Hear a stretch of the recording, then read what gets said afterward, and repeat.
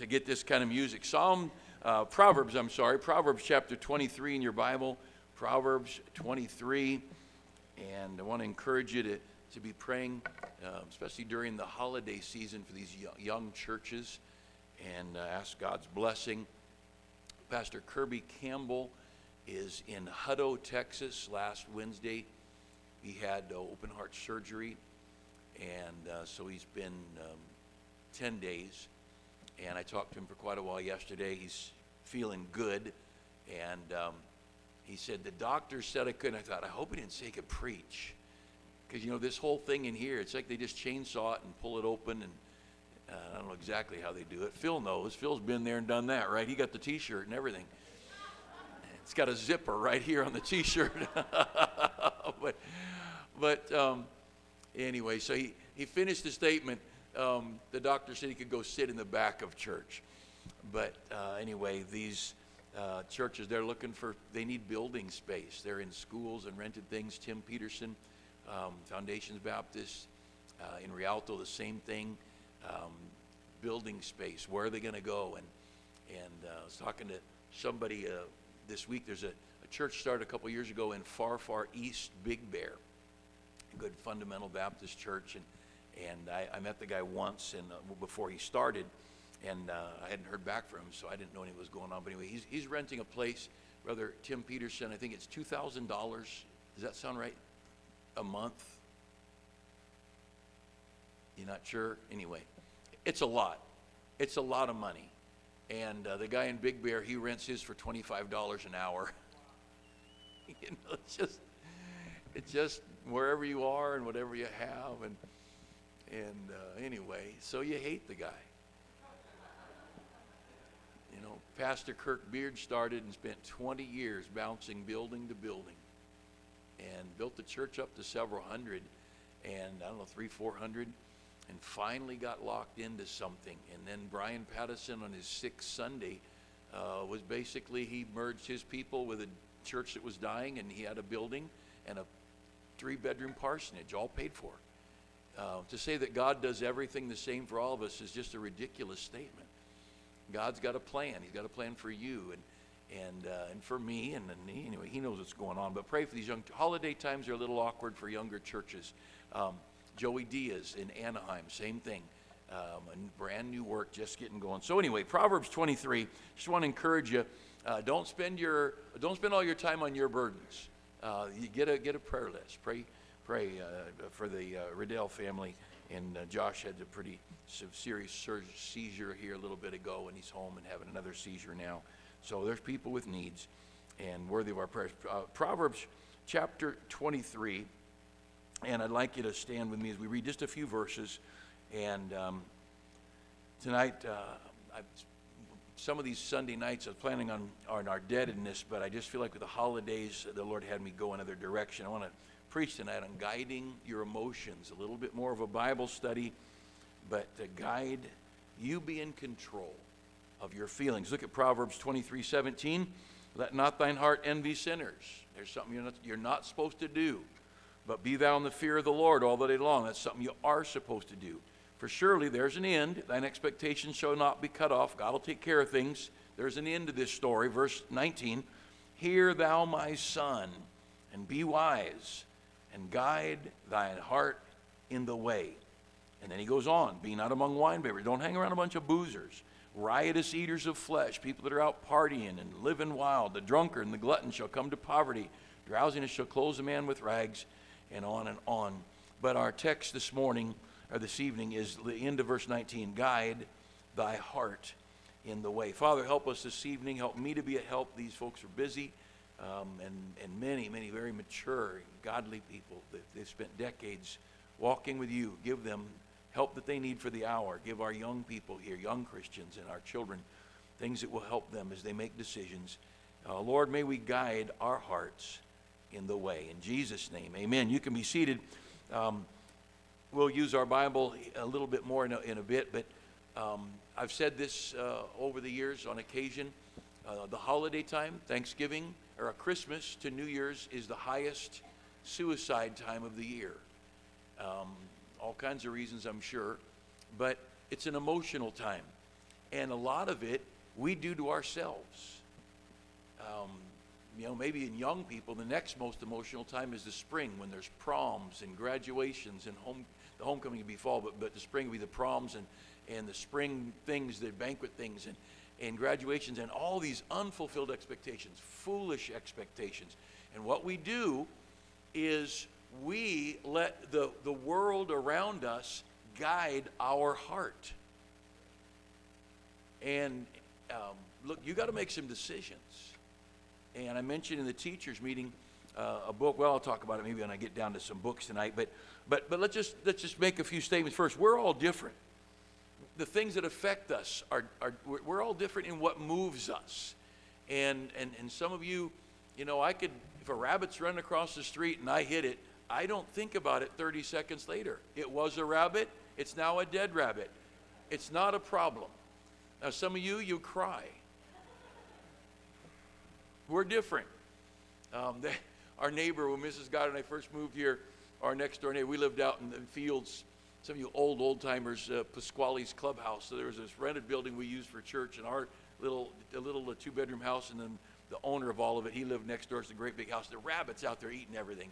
And I said, you ought to get a gun and shoot those things. There's nothing out here in those days. We'd go to where the Millers were and just shoot our shotguns at clay pigeons in their backyard. There's nothing out there. All the California Oaks was rolling hills, grain fields, and he said, well, I got a .22, and I went out there one day and I shot one of those rabbits, and he just laid there wiggling, and I just cried, and I've never touched the gun again. Just different. Now, we grew up raising rabbits. We killed them and sold them. We butchered them, put them in a bread bag, and went door to door selling fresh rabbit. It just wasn't an issue. No health department or nothing. Some of you can't even imagine. Hi, I'm 7 years old, by the way. I hold up a bread bag with a skinned rabbit. We're selling rabbits. You want one? We sold all we could get. But, so buck a pound, 3-pound rabbit, $3. That's big money back in 1965. But it's a different culture. But anyway, we are different. We're different in how we're raised. But you should know what will affect you. You should know what to watch or listen to, and what not to watch and not to listen to, because you can't. You can control what freeway you get on, but after that you can't control your direction. If I get on the on-ramp headed south, I'm going south. I can't make a U-turn on the freeway. And once you allow things into your heart, they're going to affect you. And what may move you may not move someone else. But like for me, I won't watch or listen to anything where there's harsh arguing. I just don't like arguing. I've never had an argument with my wife. 43 years of marriage, and it's not that we're perfect. It's just I hate arguing. I will not.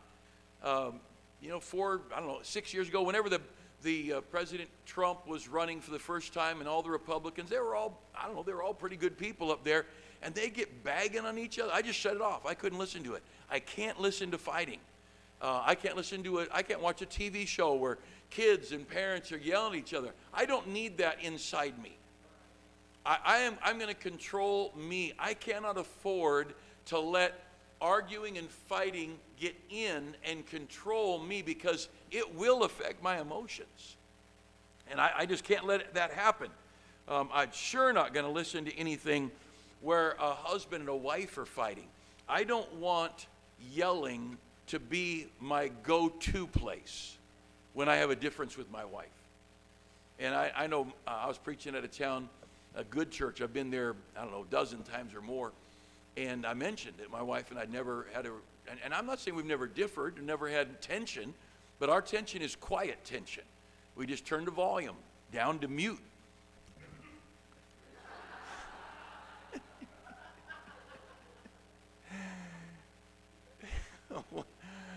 Years ago, Cheryl Anderson over there, one of their neighbors, the lady was deaf, and they'd get in a fight signing. And they said sometimes when she'd get real mad at him, she'd just close her eyes.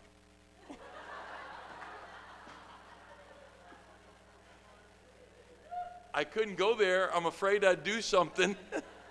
I'm afraid I'd get through the vision issue.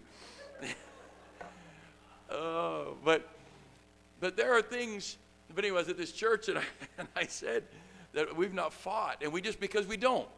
And I'm thankful for my wife, and that she grew up the same way I did, with homes that were orderly. And then I finished this, the pastor was out of town, and the assistant pastor got at the pulpit to close the service. He said, now, I just don't know what kind of a man doesn't fight with his wife once in a while. And he kind of got on me. He didn't believe me.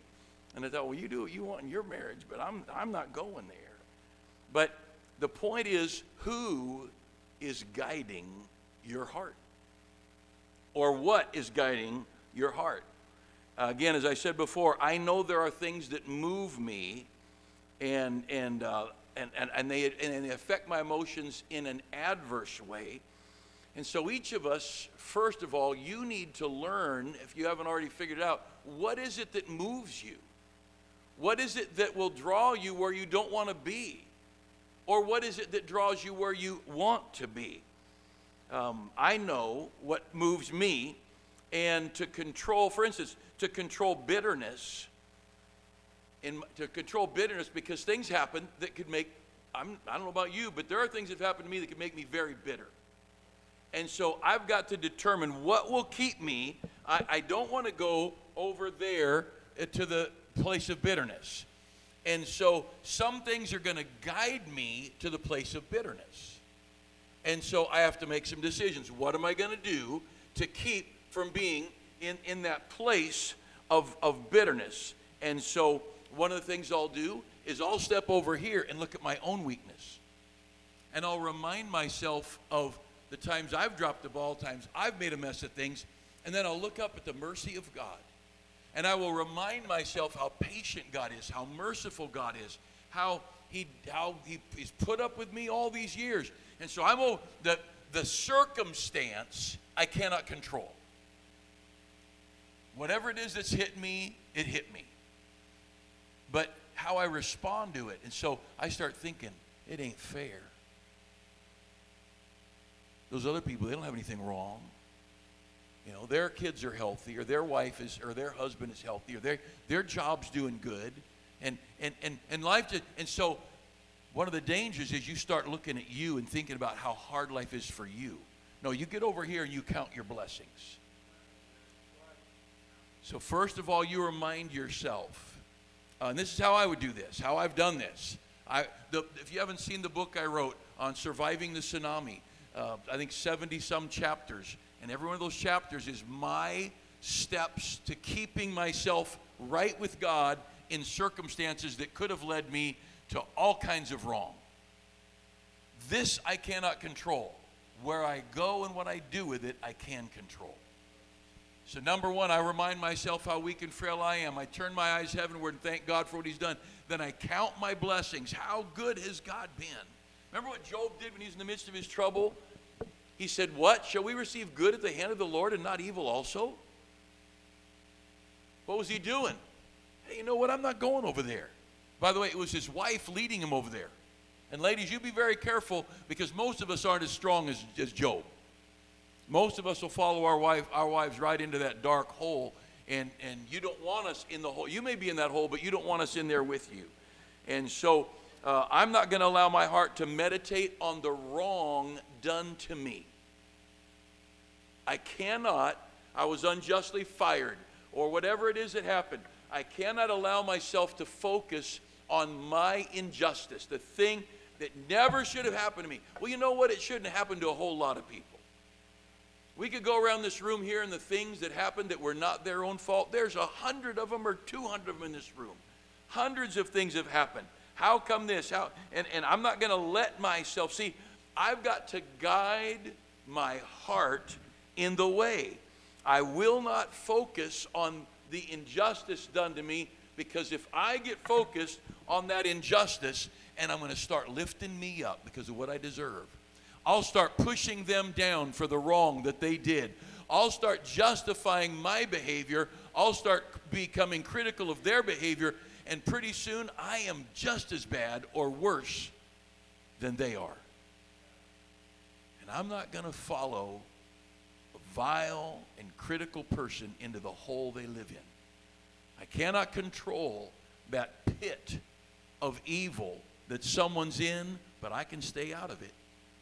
But I'm going to stay out of it by reminding myself of my own weakness. I'm going to remind myself of the goodness of God. I'm going to count my blessings, and I will not focus on me. One of the biggest things you young people are facing in this culture you're going to have to deal with is it is a selfish world. It's all about me, what I deserve, and life hasn't been fair. You know what? Life's not been fair for a whole lot of people. Get over it. Just get over it. You don't even want to know the hurt that the people around you have faced or the injustice that they face. And so we need to understand, what is it that's guiding you? Ask yourself, look, if you have a really good, I've watched people in our family, we've got some cooks, the guys in our house cook some, and in our family, not just our house, but our family. And you're in the kitchen and you're making something, and you add, Brother Steve cooks, you add a little of this, add a little of that, and it turns out so good, you can never share that recipe because you have no idea. My mom makes things. She makes this Norwegian or Scandinavian pastry, and she says you put enough water in it that it feels like this. How do you write that down? You got to sit there and feel it right with it. Then you got to remember how it's supposed to feel 6 months later when you want to do it again. Now that you got to do that with cooking, but you shouldn't do that with your emotions. I have a situation and I deal with it and it goes well. Stop and figure out what you did. Figure out what you didn't do. You have a horrible, something crosses your path and things go wrong, figure it out. If your kid gets in a car accident or messes up in a school assignment or whatever, you know what you do? You sit down and you explain to them what they shouldn't have done or should have done, and the kid's saying, I'm not stupid. Well, you did it. So yeah, as a matter of fact, you are stupid. And teach your kids, you that have never taught your children to drive, count your blessings.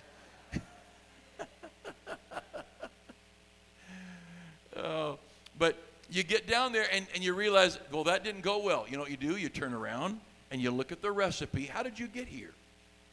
And you look at the recipe and say, all right, now we ain't doing that. We're not putting chocolate syrup in our lemonade anymore.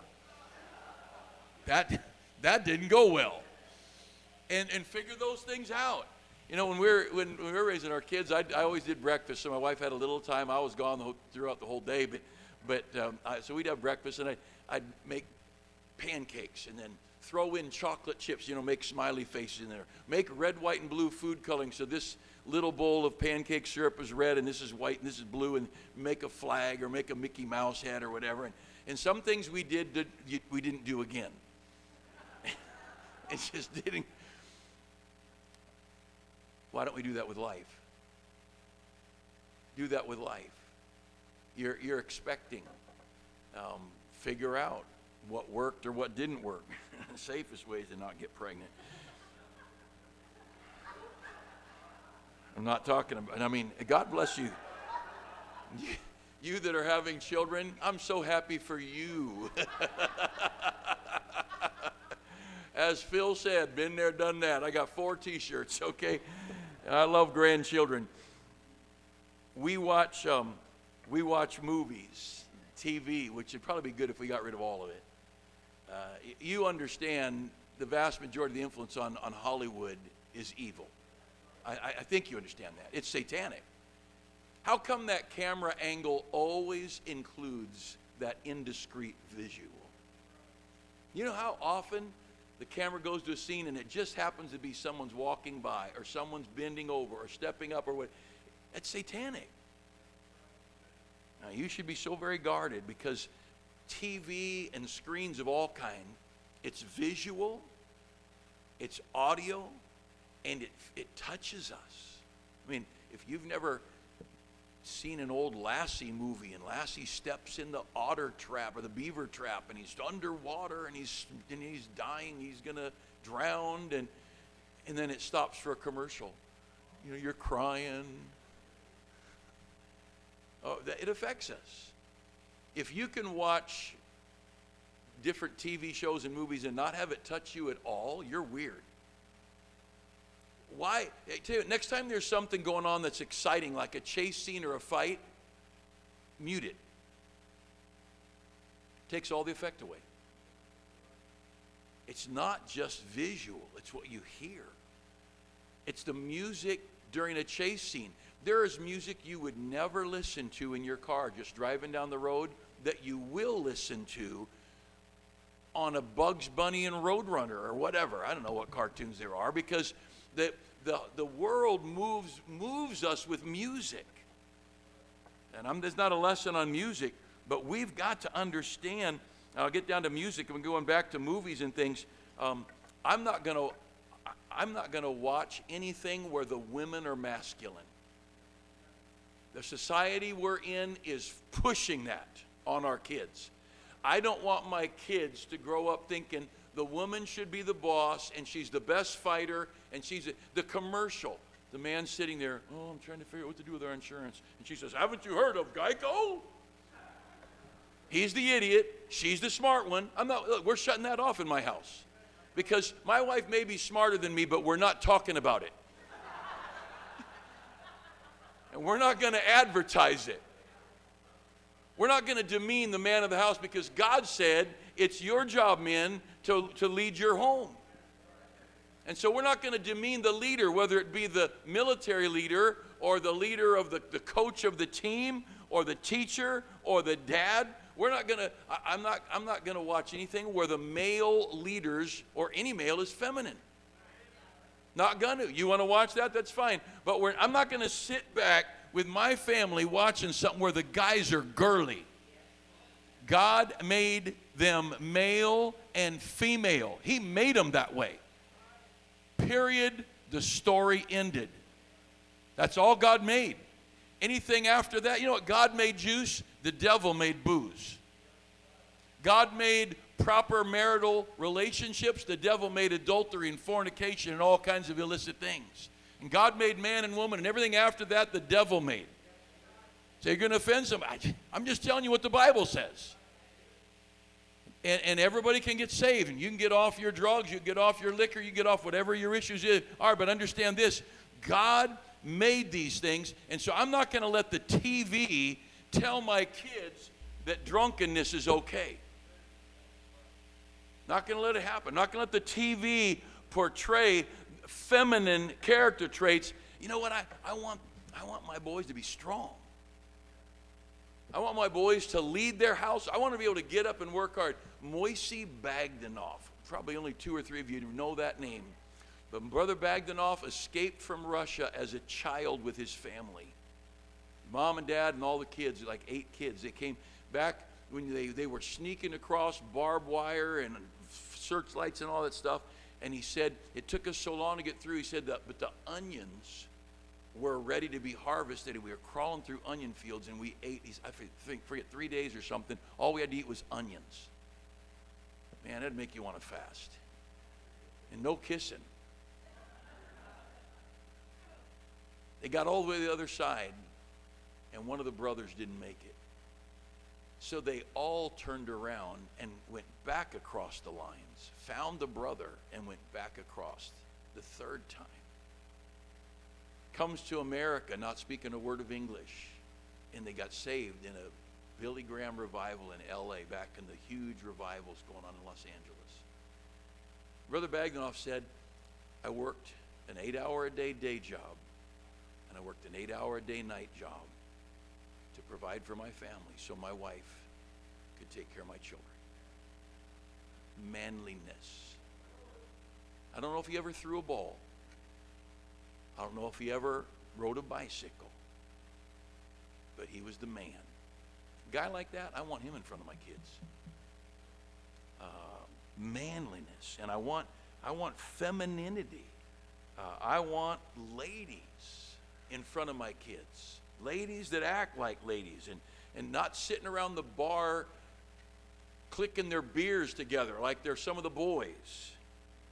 I, as a father, now as a grandfather, I am building young men and young ladies. Think about, what are we putting in front of our kids? Why do they pay millions of dollars for advertising? Because what they see and what we hear guides our heart.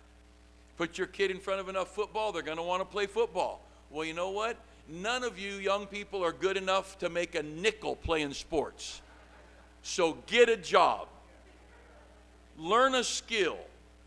You might play high school ball. You can go down to the park and play basketball and be one of those wannabe guys. You're 35, 40. You're still hoping for that opening with the Lakers.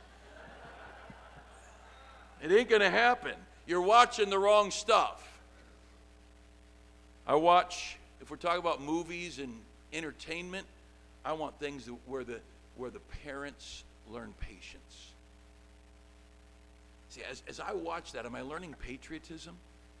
A love for country? Am I learning honesty? Or is corrupt behavior being lifted up?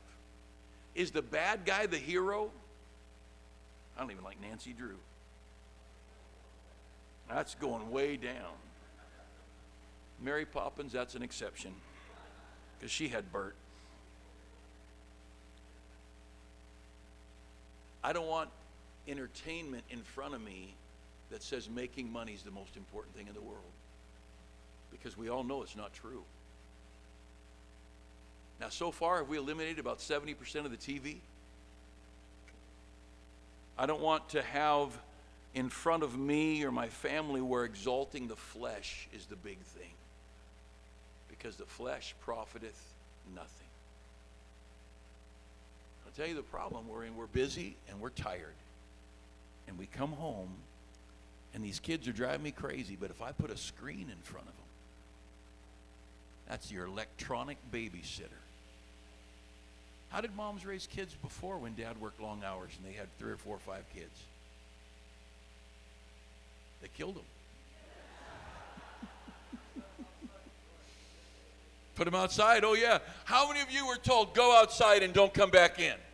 Oh, yeah. What am I supposed to do? I don't care. Throw rocks. Chase the dog. But see, we have trained a generation of young people that screens are entertainment. Anyway, I got a whole bunch of stuff on that, but we're going to skip over. God, what are we talking about? Guide your what? What are we supposed to do to what your heart? Guide it. What are you doing with your heart as an adult? What are you doing with your children's hearts? Music is so powerful. When I was a kid, I learned clarinet pretty good, and then a little bit other instruments. But the guy who taught me, he had a kids band, like 4th, 5th, and 6th graders. And we played Glenn Miller, Tommy Dorsey, Pete Fountain. I mean, we played the 50s big band music. That was fun. You know, we're a bunch of 6th graders playing In the Mood, da-da-da-da-da. Never occurred to us that might not be appropriate music. It's just music. So I don't know what I was playing one day years. We first started the church, horsing around with my clarinet out by myself in my office. And Mrs. Mitchell said, Pastor, when you play some of that music, it reminds me of my days of carousing and maybe not being as good as I should have been. She was my secretary for 25 years. She's my mom's age. I can't even imagine Mrs. Mitchell drinking and carousing.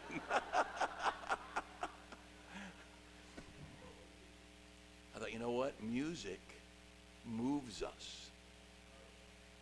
You could play Rainy Days and Mondays Always Get Me Down, and a whole bunch of this audience would be right in that groove. Da, da, da. I could sing those if you want. Music sticks with me. I got all the way back to How You Gonna Keep Them Down on the Farm After You've Seen Paris, World War II songs, because my mom had baskets full of music and I learned to play it all. But you see, music moves us. So you get in the car or you flip on your earbuds or whatever you're playing, what music's playing? There's a lot of things I won't listen to because I don't want this thing here to move me into that hole over there. And this thing's got so much music.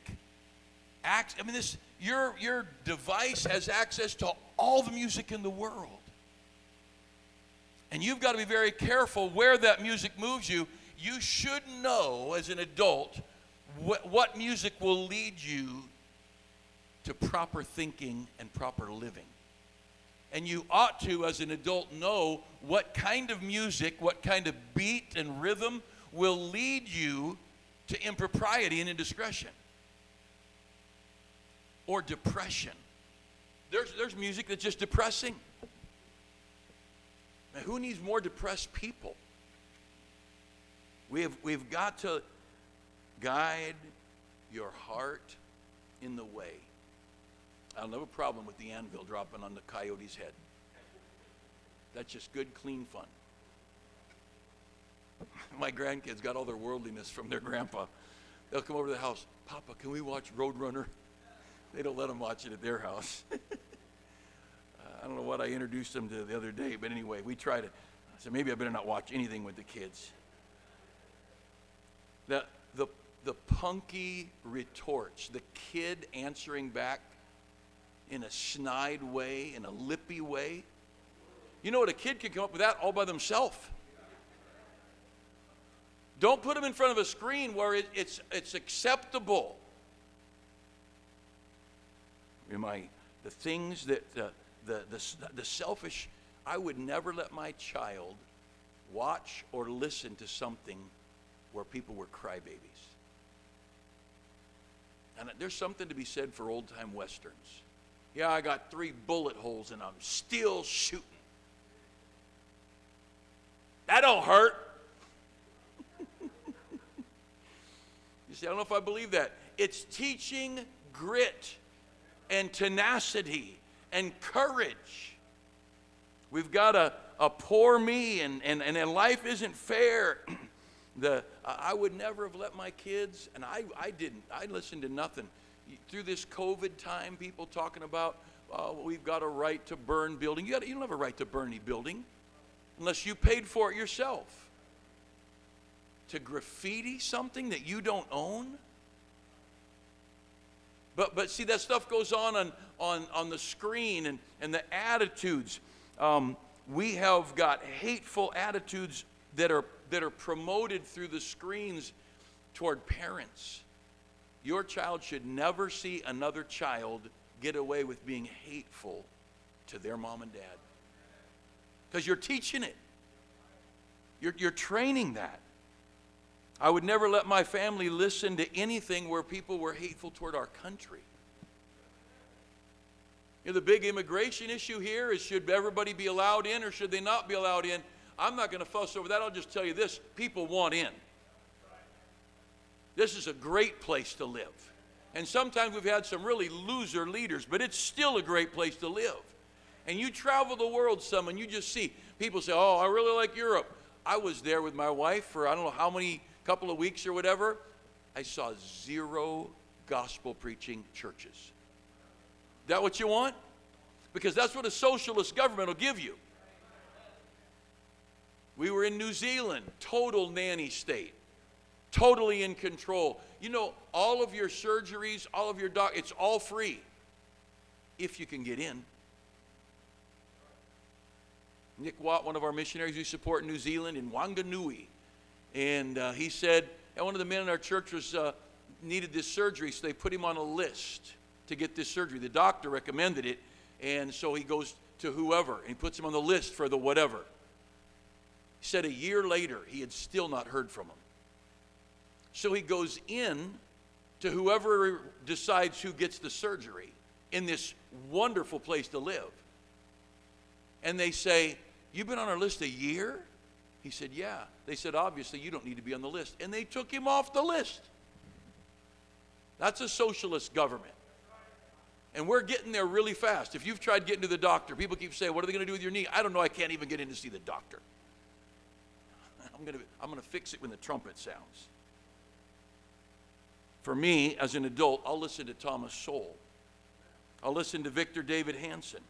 I'll listen to Denzel Washington, not in the movies, but when you get Denzel Washington just talking life, I have not listened to him that much. You might have heard him be a horrible person, but man, that guy's got some ethics. some manliness. The screen is unfiltered smut. It's under the power of spiritual darkness. I was at someone's house that had teenagers. I think I mentioned this in the teachers meeting. I hope I didn't already say it in my sermon. And when I start repeating my stories in the same sermon,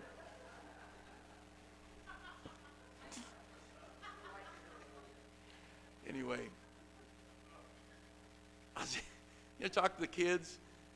What's this virtual reality thing? They're going to show it to me. So I put this thing on, and see this, and I said, how do you get over this? The young people are in the room right there, showing me, and how do I get through this? A voice comes in the headset saying, do this and this. And I said, who is that? I'm Bob. I'm in Vancouver. You have any idea who your kids are playing with? I was shocked.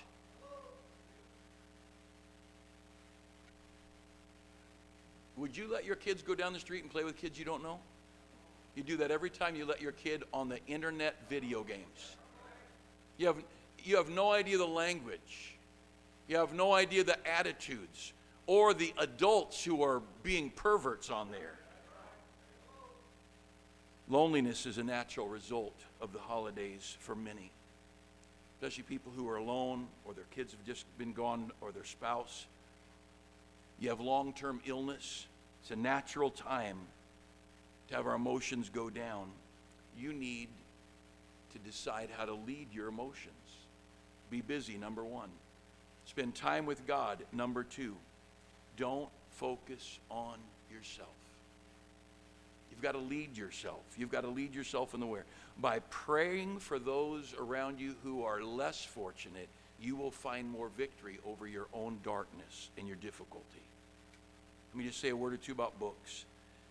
I cannot say enough about how much our nation is in trouble because of books. A lot of you that look at YouTube, you know what shorts are. We are a society that lives on 1 to 2 minute excerpts. When's the last time you were in a relationship with a 200 to 500 page book? It ought to be all the time. When a kid grows up with a device and their entertainment or their news, you say, I get all the news in a matter of minutes. You can't learn about Thomas Jefferson's writings.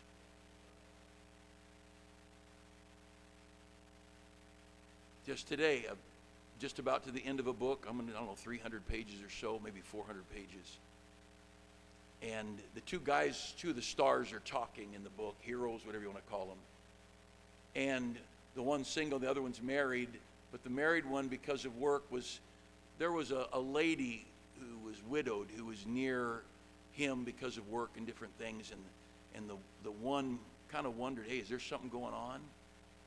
And he said, number one, first thing he said is, don't even say that to me. He's guiding his heart. Number two, he said, men do what's right, not what they feel like. That's the stuff to put in your kids' hands. Books like that teach your children restraint. They teach them character. And your little cute YouTube stories, they don't teach that.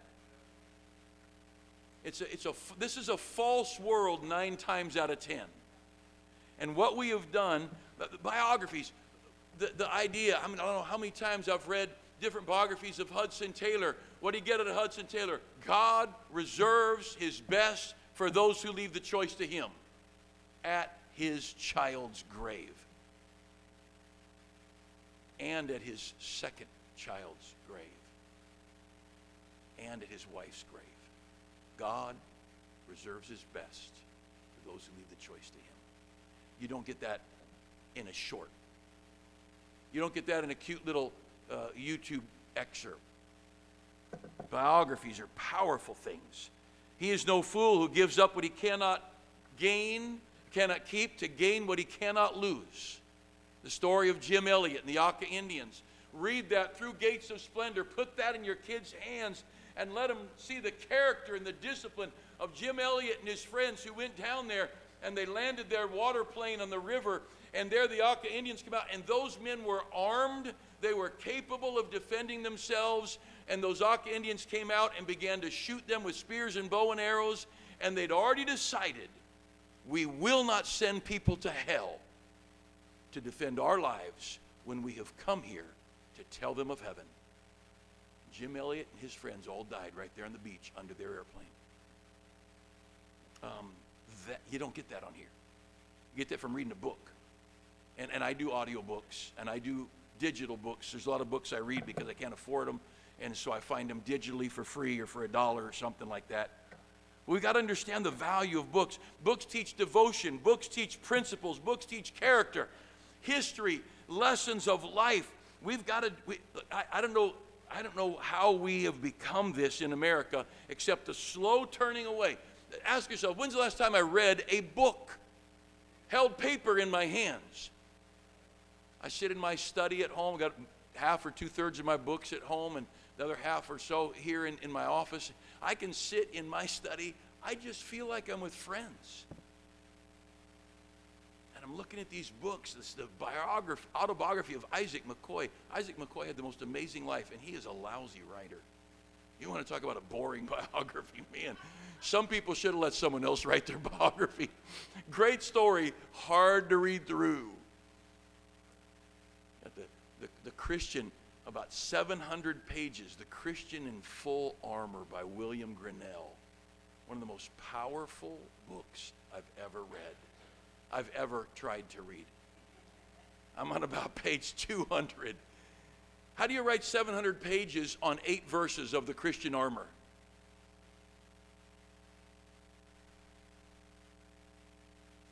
Theodosia Ernest, you all know her, right? 2 volumes, 300 pages each, 600 pages on baptism.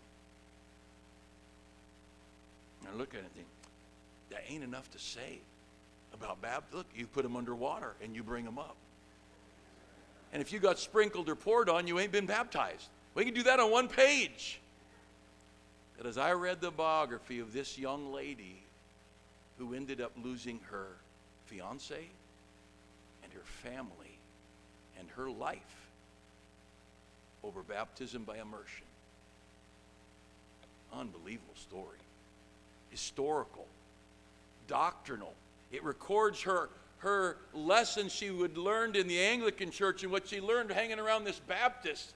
And then suddenly she's in debating here of her faith. And look, we need to learn to put character and discipline into our lives. The stories of great Baptists in history and the story of great Christians and the stories of history throughout the world. Marco Polo. Do kids even know who Marco Polo is? He's not a game you play in the pool.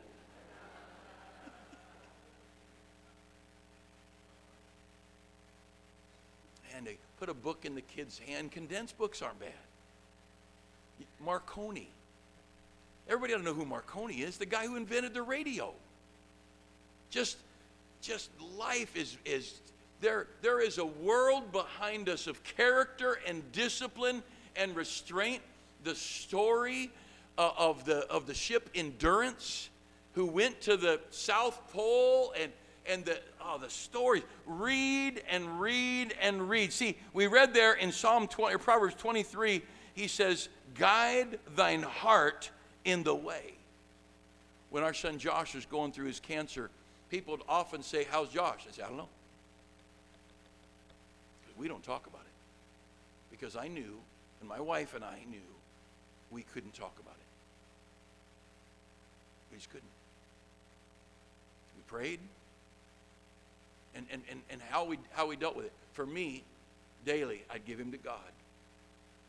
I trust you, whatever you want. Daily, Mrs. Goddard would not give him to God. She'd claim promises. Honor thy father and mother, which is the first commandment with promise, that it may be well with thee, and thou may live as long in the land. She said, God, you said he'd live long. You made the promise. I'm claiming that promise. But we both turned to God. And she got Bible verses, more of specific promises, and put on the wall in our house. We'd see those things, but we didn't talk about it. And I don't know if Josh and Carly talked about it, because we didn't talk about it. We've still not talked about it. Because I know there's some things that can lead me down a hole of depression and anxiety. And I'm not going there. Because whatever God's going to do, I have a job to do for God. And my life is supposed to impact this world for God, and I can't afford to be in a hole of grief and sorrow and self-pity and maybe even bitterness toward God or anger toward people. I can't go down there. So I have to guide my heart. I have to think or not think. I have to make decisions, and we've got to make some decisions. You've got to decide to control your conversation. Wednesday nights, we're talking about our words and words of encouragement, words that depress. There are people I don't hate. I'm not bitter toward them, but the main reason is I don't think about them and I don't talk to them. If we cross paths, I'll say, hi, nice to see you. And then I'll think, well, that was a lie. And then I'll go on my way. I have people who depend on me. Behind every tragedy in human conduct lies a process of wicked thinking. Guide your heart in the way. Once someone proves themselves to be a liar, I won't listen to them. Once I see someone twisting the truth to achieve their end, I'm done. I won't listen to them. That's news.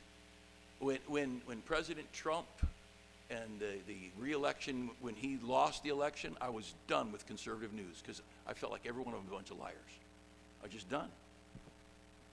Even now, I refuse to listen to social media because it's undocumented, agenda-driven lies most of the time. Now, you and your grandkids, I'm not talking about that. I'm talking about the things. I may on occasion look at some news a little bit, but I am so guarded. Guide your heart in the way. Quickly, let me just close with this. Philippians 4:8 is one way to control what you think about. Finally, brethren, whatsoever things are pure and lovely and just and true and honest. 8 things. He lists 8 things in Philippians 4. He says, think on these things. What are you thinking on? What are your kids thinking on? You college students, how much time do you waste on a stupid device? You say, I don't even have any books. Fix it. Send me a text. Say, I need books. Say, I need books for my kids. Talk to any of us on staff. We'll help you. Proverbs 13:20. He that walketh with wise men shall be wise, but a companion of his device will be a fool. A companion of fools will be destroyed. Your lack of controlling what comes into your head is going to hurt you. Psalms 1 says, blessed is the man, what? That walketh not in the counsel of the ungodly. You girls, who is it that's getting you to dress the way you dress? Is it ungodly or godly? Nor standeth in the way of sinners, nor sitteth in the seat of the scornful. I'm not going to hang around scornful people. Mrs. Goddard and I were at a table of many, many years ago. I was a young pastor, and youngest at the table, maybe 8 couples, and all pastors, maybe 8 or 10 people, not couples. And this one pastor was the older senior pastor of that group there. We were at a banquet with a lot of people, and he was just down. It's not working, and life's hard, and blah, blah, blah. And I kept trying to change the subject. And I could tell I wasn't going to win this battle. And I looked at my wife. I said, hey, look, there's Brother Miss so-and-so. I haven't seen him for a long time. Would you folks excuse us? We haven't seen, and we moved tables. Why? Because I wasn't going to sit for a 30-minute dinner and whatever went on after dinner across from a guy who's scornful and depressed and discouraged. And he was going to feed me that despair. I'm not going there. I met with the deacons last night. I went home so encouraged. It was a great deacons meeting. Man, we're going to build something big for God. Now, be around people who are passionate to do something and make your life count. When I got married, I had one plan: get married, stay married, raise kids for God, and influence my world for Jesus Christ. If I can pastor, great. If I can't, I'll work a job and be a great church member. I didn't know if I could pastor, but I knew this. I was going to do something with my life. You make a decision.